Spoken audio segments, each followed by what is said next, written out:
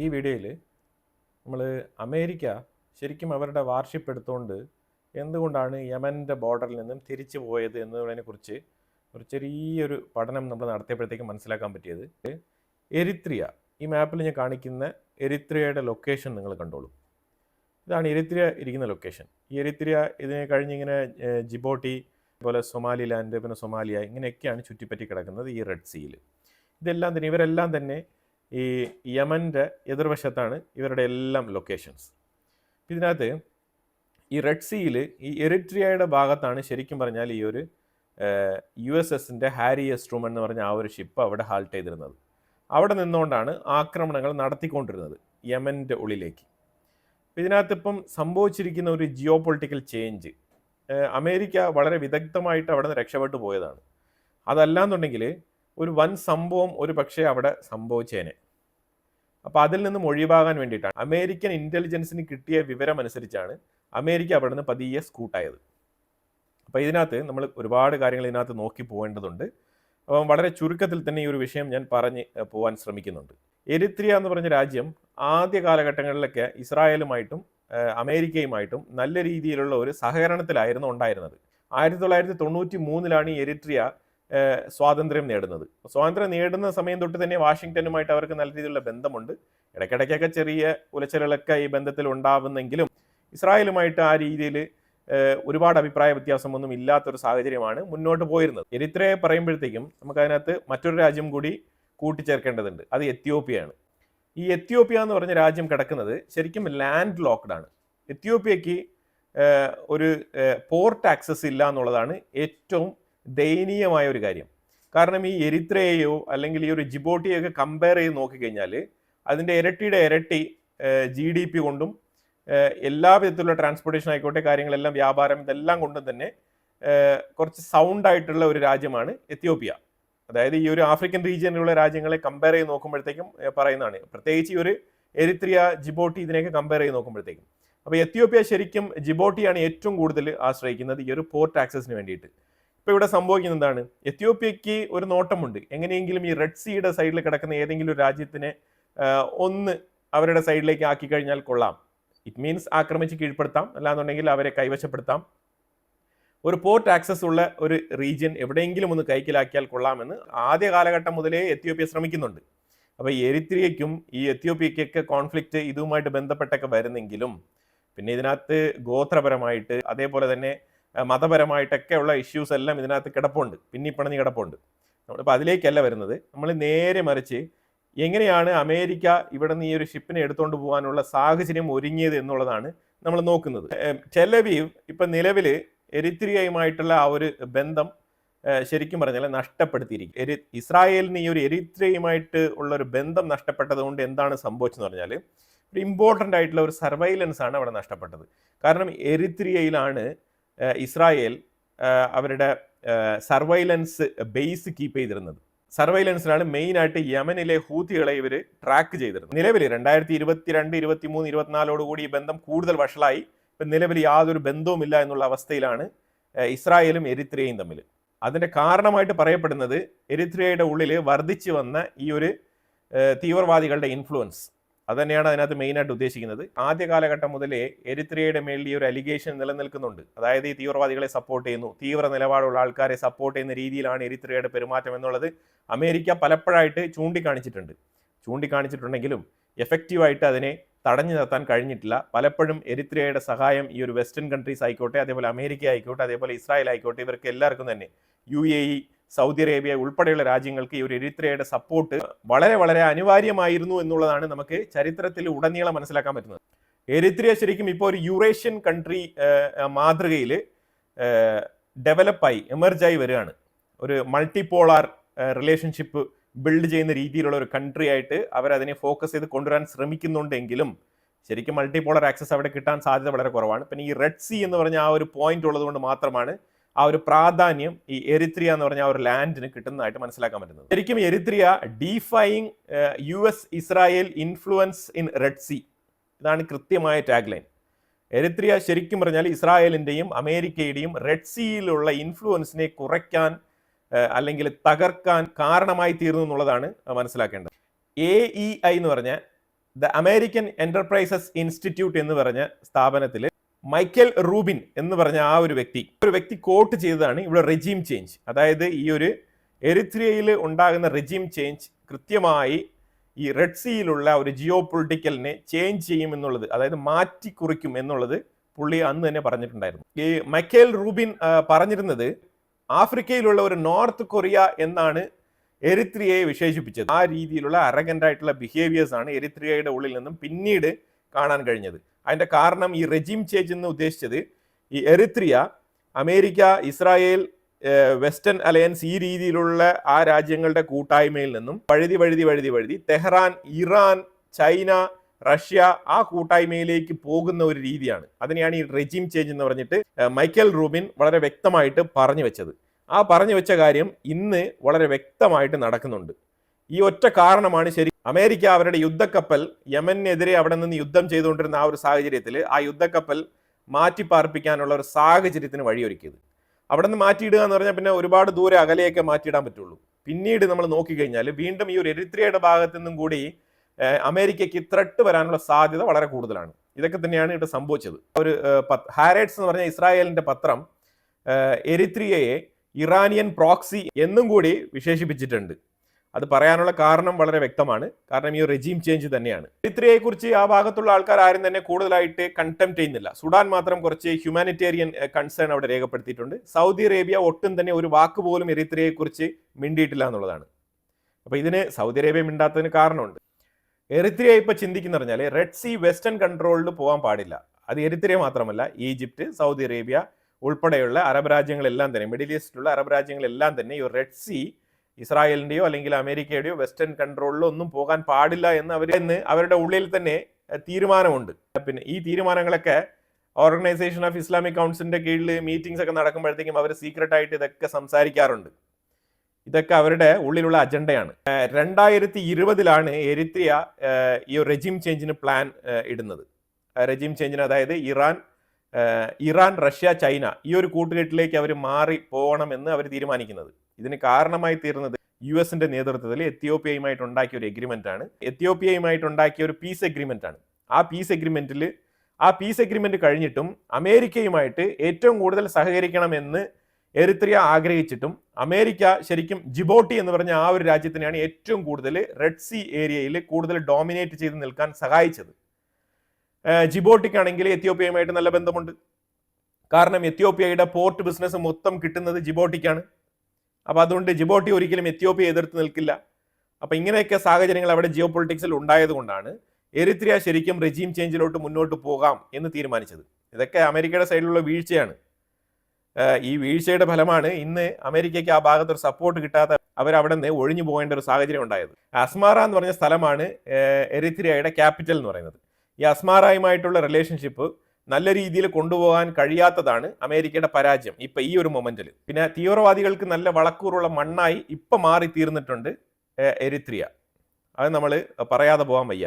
എറിത്രിയയുടെ president Isaias അഫ്വർക്കി എന്ന് പറഞ്ഞ ആ ഒരു വ്യക്തി അന്ന് അമേരിക്കയുടെ അടുത്ത് ഒരു അമേരിക്കൻ ബേസ് എറിത്രിയയിൽ സ്ഥാപിക്കാനും അതേപോലെ തന്നെ ഏറ്റവും കൂടുതൽ സപ്പോർട്ട് എറിത്രിയയ്ക്ക് കൊടുക്കാനും വേണ്ടിയിട്ട് പല രീതിയിൽ വാഷിങ്ടന്റെ മേളിൽ സമ്മർദ്ദം ഇട്ടുകൊണ്ടിരുന്ന ഒരു സാഹചര്യമായിരുന്നു. പക്ഷെ അന്ന് അമേരിക്ക ചെയ്തത് ജിബോട്ടിയെയും യമനെയും നിരുപാധികം സപ്പോർട്ട് ചെയ്ത് അവർക്ക് പിന്തുണ നൽകിക്കൊണ്ടിരുന്ന ഒരു സാഹചര്യമായിരുന്നു അന്നുണ്ടായിരുന്നത്. അന്ന് ഈ ഹൂത്തികൾ ഇത്രമാത്രം സ്ട്രെങ്തൻ ചെയ്തോ അല്ലെങ്കിൽ ഈ ഒരു രീതിയിലല്ലായിരുന്നു ഈ ഒരു യമൻ ഉണ്ടായിരുന്നത്. അപ്പോൾ ആ ഒരു സാഹചര്യത്തിലാണ് എറിത്രിയ അവരുടെ നിലപാട് മാറ്റാവേണ്ടി വന്നത്. 1995 എറിത്രിയ എത്യോപ്യ വാർ നടക്കുന്നത്. ആ ഒരു യുദ്ധം ശരിക്കും പറഞ്ഞാൽ ഹാനിഷ് ഐലൻഡ് എന്ന് പറഞ്ഞ ഒരു ഐലൻഡിന്റെ അവകാശത്തിനെ ചൊല്ലിയിട്ടാണ് ഈ ഒരു യുദ്ധം അവിടെ നടന്നത്. എത്യോപ്യക്ക് ഞാൻ പറഞ്ഞല്ലോ, എത്യോപ്യക്ക് ഏതെങ്കിലും ഒരു മൂലയിൽ ഒരു സ്ഥലം, അതായത് കടൽ തീരം കിട്ടുന്ന രീതിയിലുള്ള സ്ഥലം കിട്ടിക്കഴിഞ്ഞാൽ അത്രയ്ക്കും നല്ലത് എന്ന് എത്യോപ്യ ചിന്തിച്ചിരുന്ന ഒരു കാലഘട്ടത്തിൽ ഇപ്പോഴും അവർക്ക് ആ ഒരു ആഗ്രഹമുണ്ട്. പക്ഷെ ഇപ്പോൾ ആ സ്ഥലങ്ങളെല്ലാം തന്നെ വേറെ വേറെ രാജ്യങ്ങൾ ഇപ്പം കൈയടക്കി വെച്ചിരിക്കുകയാണ്. അപ്പൊ അതുകൊണ്ട് ഇപ്പൊ എത്യോപ്യക്ക് അനങ്ങാൻ പറ്റാത്ത ഒരു സാഹചര്യമാണ്. പക്ഷെ അന്ന് ഹാനിഷ് ഐലൻഡ് എന്ന് പറഞ്ഞ ഒരു ഐലൻഡിന് വേണ്ടിയിട്ട് എത്യോപ്യ എറിത്രിയയുമായിട്ട് ഈ ഒരു യുദ്ധം നടന്നുകൊണ്ടിരുന്ന ഒരു സാഹചര്യത്തിൽ ഇസ്രായേൽ എറിത്രിയയോടൊപ്പമായിരുന്നു. ഇസ്രായേൽ ശരിക്കും എത്യോപ്യയോടൊപ്പമല്ല, ഇസ്രായേൽ എറിത്രിയയോടൊപ്പമായിരുന്നു. അപ്പൊ അതുകൊണ്ടാണ് എറിത്രിയയ്ക്കും ഇസ്രായേലിനും അന്നോട്ട് തന്നെ നല്ലൊരു ബോണ്ടിങ്, ഒരു ഗുഡ് റിലേഷൻഷിപ്പ് ഉണ്ടായിരുന്നു എന്നുള്ളതാണ് മനസ്സിലാക്കേണ്ടത്. ആ റിലേഷൻഷിപ്പാണ് ഇപ്പൊ തകർന്നത്. തകരാനുള്ള കാരണം മെയിൻലി അമേരിക്ക തന്നെയാണ്. നമ്മളിപ്പം US എയ്ഡുമായിട്ട് ബന്ധപ്പെട്ട് പല വിഷയങ്ങളും ചർച്ച ചെയ്യുന്ന ഈ ഒരു സാഹചര്യത്തിൽ 2005 തന്നെ എരിത്രിയ US എയ്ഡ് എരിത്രിയയിൽ വേണ്ട എന്ന് പറഞ്ഞ് നിർത്തി വെച്ചിട്ടുണ്ടായിരുന്നു. അതായത് US എയ്ഡുമായിട്ട് ബന്ധപ്പെട്ടുള്ള ഒരു സഹായങ്ങളും എരിത്രിയയ്ക്ക് വേണ്ട എന്ന് പറഞ്ഞ് എരിത്രിയ ഈ ഒരു US എയ്ഡിനെ സ്റ്റോപ്പ് ചെയ്ത് വെച്ചിരുന്നു എന്നുള്ളതാണ് മനസ്സിലാക്കേണ്ടത്. 2005 എത്യോപ്യയുമായിട്ട് എരിത്രിയ അൽജീരീസ് എന്ന് പറഞ്ഞ ഒരു പീസ് എഗ്രിമെന്റ് ആണ് സൈൻ ചെയ്തിരുന്നത്. അതിനെ പിന്നീട് എരിത്രിയ അതിനെ റിവോക്ക് ചെയ്ത് കളയാണ് ചെയ്തത്. ഇങ്ങനെ ഒരു എഗ്രിമെന്റ് ഞങ്ങൾക്ക് വേണ്ട എന്ന് പറഞ്ഞിട്ട് തള്ളിക്കളയാണ് ചെയ്തത്. ആ ഒരു എഗ്രിമെന്റിനെ തള്ളിക്കളയുന്ന ആ ഒരു സാഹചര്യത്തിലും അമേരിക്കയുടെ അടുത്ത് നിങ്ങളുടെ ഒരു ബേസ് വേണമെങ്കിൽ എരിത്രിയയിൽ ആവാം, അമേരിക്കൻ ബേസ് എരിത്രിയയിൽ വെക്കാൻ ഞങ്ങൾക്ക് പൂർണ്ണ സമ്മതമാണെന്നുള്ള നിലയിലുള്ള ഒരു നിലപാടാണ് എരിത്രിയ അപ്പോഴും സ്വീകരിച്ചു പോകുന്നത്. പക്ഷേ US അതിനെ മുഖവിലേക്ക് എടുത്തില്ല. USന്റെ സ്റ്റാൻഡ് എപ്പോഴും ജിബോട്ടിയോടൊപ്പമായിരുന്നു. ജിബോട്ടിയോടൊപ്പം എന്ന് പറയുമ്പോഴത്തേക്കും ഓൺ ദ അതർ ഹാൻഡ് എത്യോപ്യയെ ഭാഗികമായിട്ട് സപ്പോർട്ട് ചെയ്യുന്ന രീതിയിലാണ് അമേരിക്ക പെരുമാറിയത്. ഈ ഒരു വിഷയം കൊണ്ടാണ് US എയ്ഡ് വേണ്ട എന്ന് പറഞ്ഞിട്ട് എരിത്രിയ US എയ്ഡിന് 2005 US എയ്ഡിന് എങ്കിലും ഒരു ബാൻ കൊണ്ടുവന്നത് എരിത്രിയ. ഇങ്ങനെ US എയ്ഡ് വേണ്ട എന്ന് പറഞ്ഞ് എരിത്രിയ പറഞ്ഞതിനെ തുടർന്ന് അമേരിക്ക വൈരാഗ്യത്തോടുള്ള പെരുമാറ്റം തുടങ്ങി. അങ്ങനെ തുടങ്ങിയതിന്റെ ഫലമായിട്ട് എരിത്രിയയെ പല രീതിയിലും സാങ്ഷൻസ് കൊണ്ട് വരിഞ്ഞു മുറുക്കാനാണ് അമേരിക്ക തീരുമാനിച്ചത്.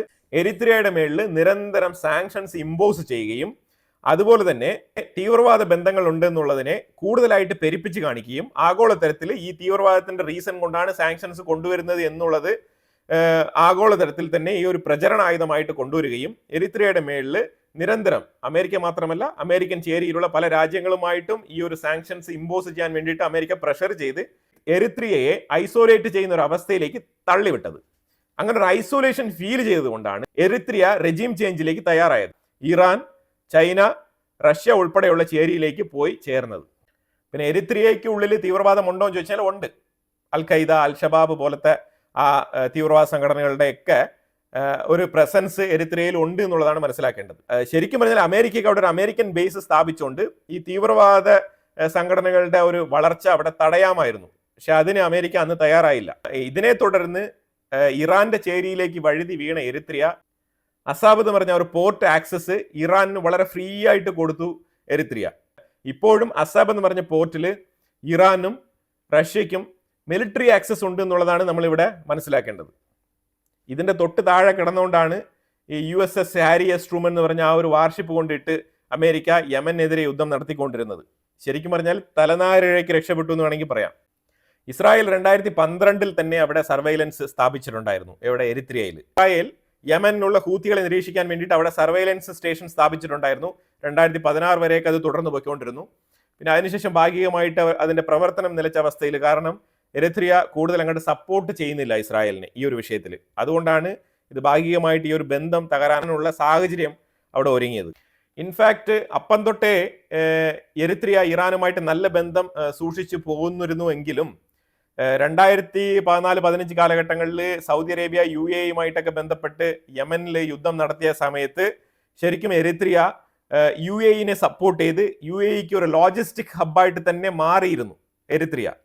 ഇറാനെ ഒരു സൈഡിൽ സപ്പോർട്ട് ചെയ്യുന്ന സമയത്തും ഇറാൻ ബാക്കപ്പ് ചെയ്യുന്ന ഹൂതികൾക്കെതിരെയാണ് സൗദി അറേബ്യ UAE സഖ്യം യുദ്ധം നടത്തുന്നത് എന്ന് അറിഞ്ഞുകൊണ്ട് തന്നെ എരിത്രിയ UAE-യെ സപ്പോർട്ട് ചെയ്ത് നിൽക്കുകയാണ് ചെയ്തത്.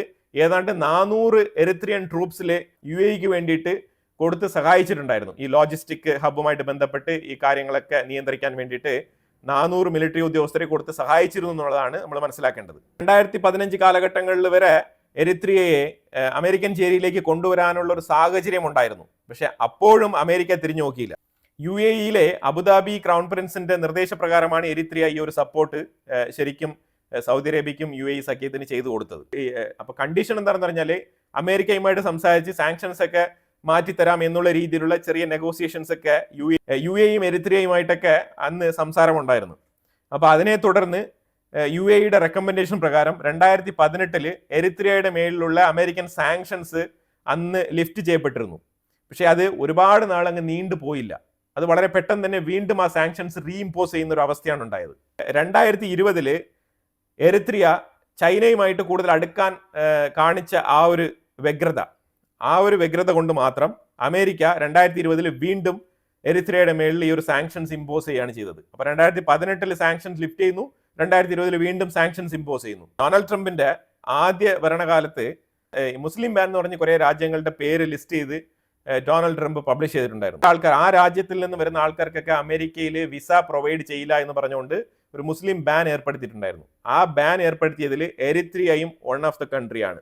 ആ ലിസ്റ്റിൽ എരിത്രിയയുടെ പേരും ഉണ്ടായിരുന്നുള്ളതാണ് നമ്മൾ ശ്രദ്ധേയമായി നോക്കിക്കാണേണ്ടത്. 2020 സാങ്ഷൻ ഇമ്പോസ് ചെയ്യുന്നു. 2021 ചൈന വളരെ ഫ്രീ ആയിട്ട് സ്റ്റെപ്പ് ഇൻ ചെയ്യാണ്.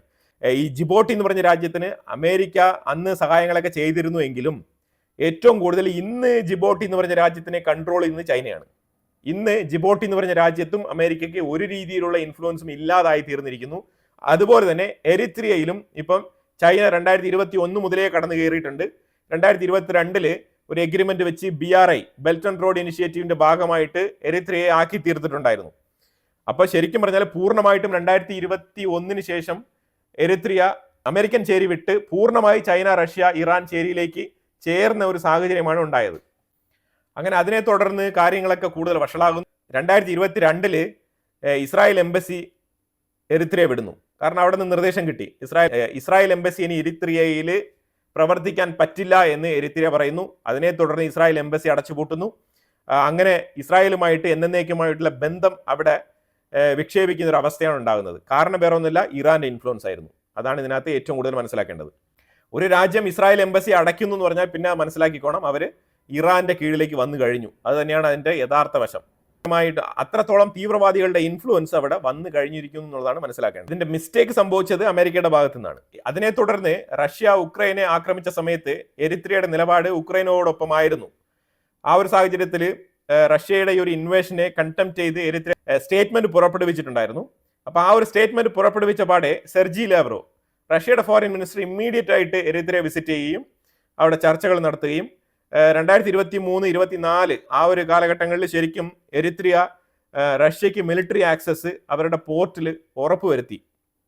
ആ രീതിയിലേക്ക് ആ ഒരു ബന്ധം സ്ട്രെങ്തൻ ചെയ്തു പോകുന്ന ഒരു അവസ്ഥയാണ് ഉണ്ടായത്. പിന്നീട് എരിത്രിയ ഉക്രൈനെ കുറിച്ച് കമാ എന്ന് പറഞ്ഞ ഒരു അക്ഷരം മിണ്ടിയിട്ടില്ല. ആ രീതിയിൽ ആ രാജ്യം മാറി തീർന്നിരിക്കുന്നു. യമനിലെ ഹൂത്തികളെ കൺഫ്രണ്ട് ചെയ്യാൻ വേണ്ടിയിട്ട് തീരുമാനിച്ച സമയത്ത് ഇസ്രായേലിന് UAEയുടെ സപ്പോർട്ടോടുകൂടി സൊമാലിലാൻഡിൽ ആക്സസ് തേടേണ്ട സാഹചര്യം ഉണ്ടായതും അമേരിക്കയ്ക്ക് ഇപ്പം ഈ ഒരു ഷിപ്പ് അവിടെ നിന്ന് എടുത്തുകൊണ്ട് പോകേണ്ട സാഹചര്യം ഉണ്ടായതെല്ലാം ഈ എരിത്രിയ, ജിബോട്ടി, സുഡാൻ ഈ ഭാഗങ്ങളിലെല്ലാം തന്നെ അമേരിക്കയ്ക്കും ഇസ്രായേലിനും ഒരു സപ്പോർട്ട് കിട്ടാത്തതിൻ്റെ കാരണം കൊണ്ടാണ് സൊമാലിലാൻഡിലേക്ക് ഒരു ഫോക്കസ് തിരിഞ്ഞത്. ഇപ്പം ശരിക്കും ആകെയുള്ള ഒരു പ്രതീക്ഷ എന്ന് പറഞ്ഞാൽ സൊമാലിലാൻഡാണ്. സൊമാലിലാൻഡ് ആണെന്നുണ്ടെങ്കിൽ അതിനെ ഇൻഡിപെൻഡൻസിനെ ഇതുവരെ അംഗീകരിക്കാൻ അമേരിക്ക തയ്യാറായിട്ടില്ല. സൊമാലിലാൻഡ് പറയുന്നത് ഞാൻ സ്ഥലം തരാൻ തയ്യാറാണ്, പക്ഷേ ഞങ്ങളെ ഒരു ഇൻഡിപെൻഡന്റ് കൺട്രി ആയിട്ട് അംഗീകരിക്കണം. അങ്ങനെ അംഗീകരിച്ചാൽ മാത്രമേ ഞങ്ങൾക്ക് ഈ വക കാര്യങ്ങളിലൊക്കെ ഇടപെടാൻ സാധിക്കുകയുള്ളൂ എന്നാണ് സൊമാലിലാൻഡ് പറഞ്ഞിരിക്കുന്നത്. ശരിക്കും പറഞ്ഞാൽ ഈ ഒരു റീസൺ കൊണ്ടാണ്. കാരണം ഈ സൈഡിൽ റെഡ് സീൽ നോക്കിക്കഴിഞ്ഞാൽ അമേരിക്കയ്ക്ക് ഒരു സൈഡിലും അവരുടെ വാർഷിപ്പ് കൊണ്ട് ഡോക്ക് ചെയ്യാൻ പറ്റാത്തൊരു സാഹചര്യമായി പോയി. അതുകൊണ്ടാണ് അമേരിക്ക അവിടുന്ന് വാർഷിപ്പ് മാറ്റി പാർപ്പിക്കേണ്ട ഒരു നിർബന്ധത്തിലേക്ക് തള്ളപ്പെട്ടത്.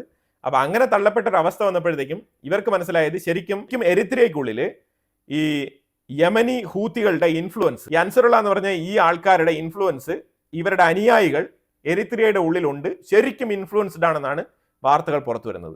അതായത് വൺ മോർ യമൻ ഹൂത്തികളുടെ ടീം ക്രിയേറ്റ് ആവുന്നുണ്ട് റെഡ് സീയിൽ തന്നെ, ആ ടോപ്പ് കോർണറിൽ. അപ്പൊ അതുകൊണ്ട് സംഭവിക്കുന്ന പറഞ്ഞാൽ ഈ റൂട്ടിൽ, ഈ ഒരു റെഡ് സീ റൂട്ടിൽ, സുയസ് കനാൽ ആ ഒരു റെഡ് സീ റൂട്ടിലേക്ക് എപ്പോഴും ഒരു ഭീഷണിയായിട്ട് ഈ ഒരു യമൻ ഹൂത്തികൾ തുടരുമെന്നാണ് വീണ്ടും വീണ്ടും അവർ ഉറപ്പിച്ചു പറയുന്നത്. ഇതൊക്കെ കൊണ്ട് തന്നെയാണ് യമനിലെ ഹൂത്തികൾ വളരെ വ്യക്തമായിട്ടും ശക്തമായിട്ടും അവിടെ ഇരുന്ന് എപ്പോഴും ഭീഷണി മുഴക്കിക്കൊണ്ടിരിക്കുന്നത്. കാരണം യമന്റെ സൈഡിൽ മാത്രമല്ല, ഞങ്ങൾ എറിത്രിയയിൽ നിന്നും അറ്റാക്ക് ചെയ്യും എന്നാണ് ഇതിന്റെ ഒരു സൂചന. അപ്പൊ ഈ ഒരു വിഷയം നമ്മൾ ഡീപ്പായിട്ട് പോയി പഠിച്ചപ്പോഴത്തേക്കാണ് നമുക്ക് മനസ്സിലാക്കാൻ പറ്റിയത് എന്തുകൊണ്ടാണ് അമേരിക്കയെ പോലത്തെ ഒരു വൻ ശക്തി എന്ന് അവകാശപ്പെടുന്ന ഒരു രാജ്യം എന്തുകൊണ്ട് ഇവിടെ നിന്ന് ഈ ഒരു വാർഷിപ്പ് എടുത്തുകൊണ്ട് പോയി എന്നുള്ളതിനെ കുറിച്ചുള്ള ഡീറ്റെയിൽ ആയിട്ട് നമ്മൾ അനലൈസ് ചെയ്ത് നോക്കിയപ്പോഴത്തേക്കാണ് നമുക്ക് ഈ ഒരു വിഷയം മനസ്സിലാക്കാൻ പറ്റിയത്. ഈ വീഡിയോ ഞാനിവിടെ അവസാനിപ്പിക്കുകയാണ്. ഇതിനെക്കുറിച്ചുള്ള അഭിപ്രായങ്ങൾ കമന്റ് ബോക്സിൽ രേഖപ്പെടുത്തുക. കൂടുതൽ വിഷയങ്ങളുമായിട്ട് അടുത്ത വീഡിയോയിൽ വരാം. Thank you so much.